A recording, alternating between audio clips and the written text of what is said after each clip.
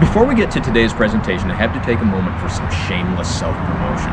A while ago, we did a personal appearance at a gun show. It was moderately successful, so they invited us to come back. So on Saturday and Sunday, March 14th and 15th of 2020, the crew and I will be doing a personal appearance at the Rick Riall Gun Show. That's held at the Polk County Fairgrounds in Rick Riall, Oregon. We'll have a couple of tables, we'll have guns on display, we'll have t-shirts for sale, we'll have our little laptop showing some video footage that isn't really polished enough for this format, and we'll be talking about some upcoming training. Now, I know I sound like that guy who told you that if you were willing to pay to go to his website that he would talk about really dangerous stuff. Well, of course you'll have to pay to get in the gun show, but if you do, I'll talk about really dangerous stuff for free. Things like buying your girlfriend a cubic zirconia and telling her it's a diamond. Or telling your girlfriend that she acts just like her mother, or even worse, telling your girlfriend that she acts just like your mother. Now that's dangerous. Oh, and by the way, ladies, a couple of the crew will be there who really need a date. But anyway, come out to the gun show, say hi, it'll be fun. Okay, let's get to today's presentation.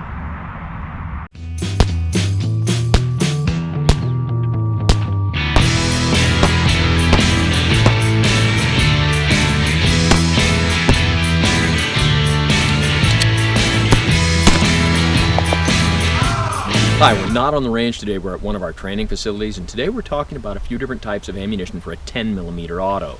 Specifically, Underwood Superior High Performance 10mm auto 200 grain hard cast Hi-Tek coated projectile. Yes, Hi-Tek coated is what is printed on the box. Let me show you a close-up of what this ammunition looks like. And we see that it's a flat-nosed projectile with a red resin coating. With the right ammunition choices, 10mm auto can be a rather powerful handgun cartridge, and some people will advocate using it for large animal defense. However, there's a school of thought that the expansion you get from your typical jacketed hollow point will retard penetration to the point that the round will become ineffective. So, some people will advocate using a non-expanding projectile like hard cast lead, full metal jacket, or Underwood Superior High Performance Hi-Tek coated projectile. But how will the Underwood ammunition stack up against other types of 10mm ammo? Let's see what we can learn about that. And we'll start by going to the chronograph. I wear earplugs with every shot I take, but when I'm going to be shooting something that's particularly high pressure, especially if I'm shooting quite a few rounds, I will sometimes wear earplugs and earphones. I'm going to chronograph several different types of ammunition, and this process can be tedious. Some people like to watch it, but if you don't, I invite you to skip forward to the part where I'm crunching the numbers. Okay, if you're still here, I've got the chronograph set up at 7 yards, and the handgun I'm using today is a Glock Model 20 caliber 10mm auto with a 4.5-inch barrel. And as a basis of comparison, the ammunition I'm going to start with is Remington Green and White Box 10mm auto 180 grain full metal jacket flat nose.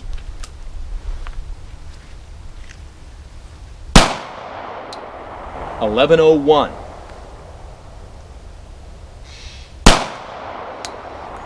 1093,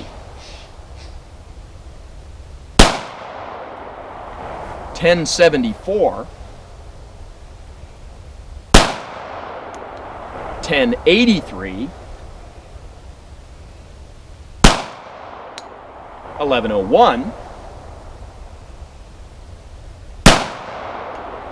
and 1083. Let's try another type of ammo. And now we'll try Armscore 10mm auto 180 grain full metal jacket flat nose.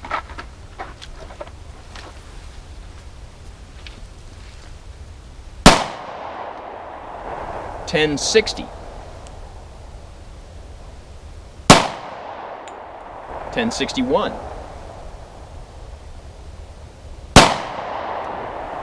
997.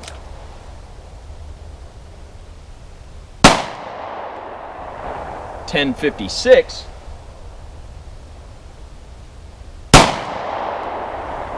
1030,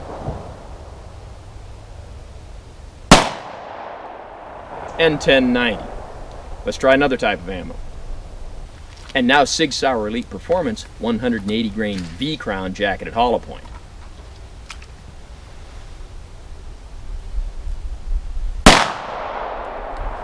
.1183,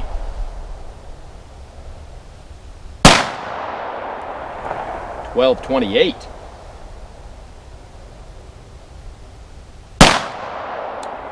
1203, 1209, 1213, and 1220. And now our Underwood Superior High Performance Hard Cast Hi-Tek Coated 200 grain projectile. Everything I've fired so far has been 180 grain. That's most common for 10 millimeter. At 200 grains, we would expect the velocities to be a little bit slower. Let's see how we do.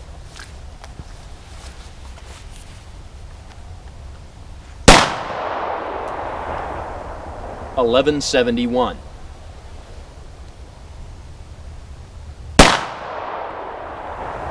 $11.73. If you're wondering why it's taking me longer to read that, it's because this particular round is producing so much smoke, I'm having to wait for it to clear to see the chronograph numbers.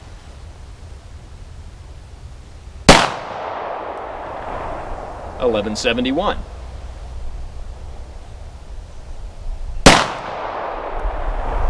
$11.77.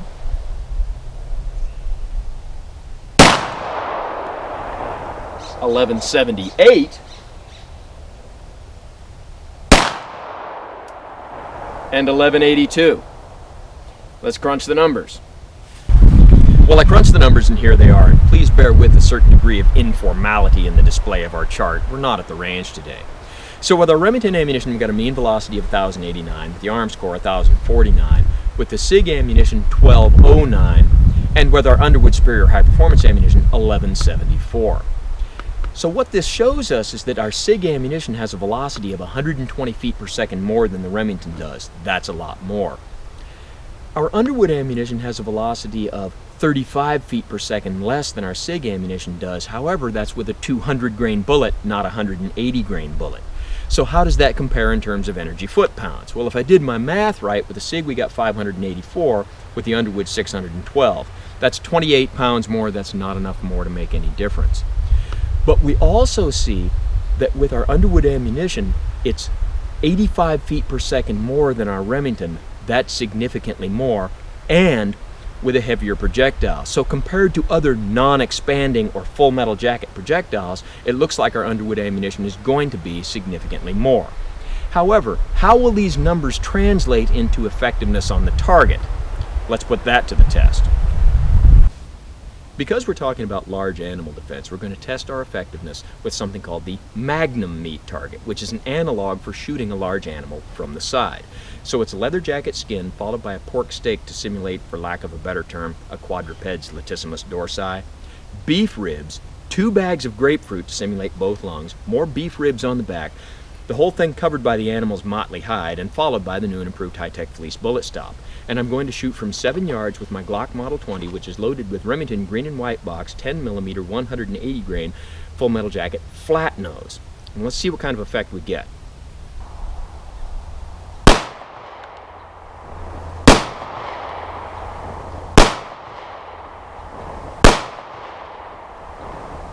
Well, the bullets went through the ribs on the front of the target, and where they actually hit ribs, shattered them.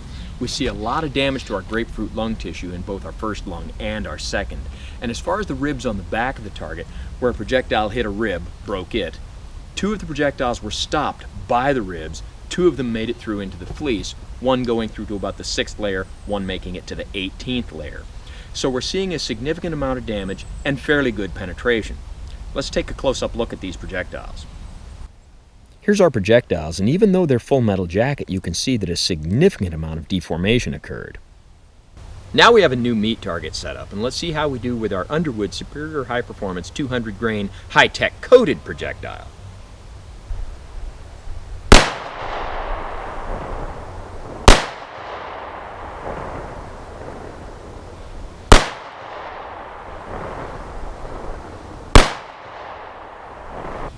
Well, the projectiles went through the ribs on the front of the target, and where they hit ribs, shattered them.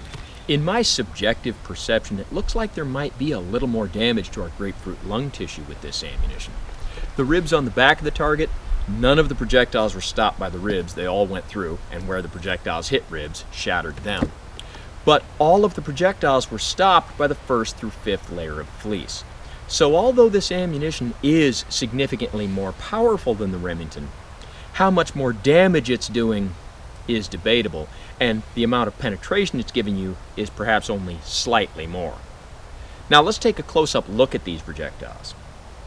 We see that the projectiles lost their Hi-Tek coating, and there is some deformation, but not as much as we had with the conventional full metal jacket ammunition. So how will either of our non-expanding projectiles compare to a jacketed hollow point? We've got a new meat target set up, and now I'm loaded with Sig Sauer Elite Performance 180 grain V-crown jacketed hollow point. Let's see what kind of damage we can do with this.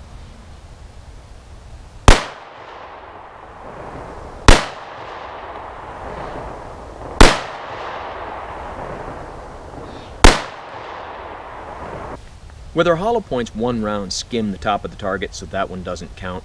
But as far as our other rounds, they all hit the ribs on the front of the target. Where they hit a rib, shattered it, and did a lot of damage to our initial grapefruit lung, but significantly less to our second bag of grapefruit. The hollow points with their expansion do a lot of damage initially, but then they lose a lot of velocity. And as where our full metal jacket rounds, some were stopped by the ribs and some went completely through. And with our Hi-Tek coated rounds, they all went completely through. With our hollow points, all of the projectiles were stopped by the ribs on the back of the target. So although we see more damage initially, we definitely see less penetration. And here's our hollow point projectiles, or what's left of them. So the takeaway from all of this. Well, as we expected, the non-expanding projectiles penetrated more than the jacketed hollow point. But in talking about defense against large animals, the advantage you might get from the greater penetration of the non-expanding rounds would mean that you're shooting at a really large animal. For something like a cougar, provided you can't get out of the situation by buying a cougar a couple of drinks, your 180 grain jacketed hollow points are probably going to be completely sufficient. We saw that the Underwood Superior High Performance ammunition had a little bit less deformation and perhaps a little bit more penetration than your conventional full metal jacket ammunition like the Remingtons. But again, for that to really be an advantage, you'd have to be defending yourself against a very large animal, like a Cape buffalo or a hippopotamus or a stegosaur. So if you're in a situation like that, the Underwood Superior High Performance ammunition might very well give you superior high performance. So as always, don't try this at home on what you call a professional, and thanks for watching the 10mm ammunition video.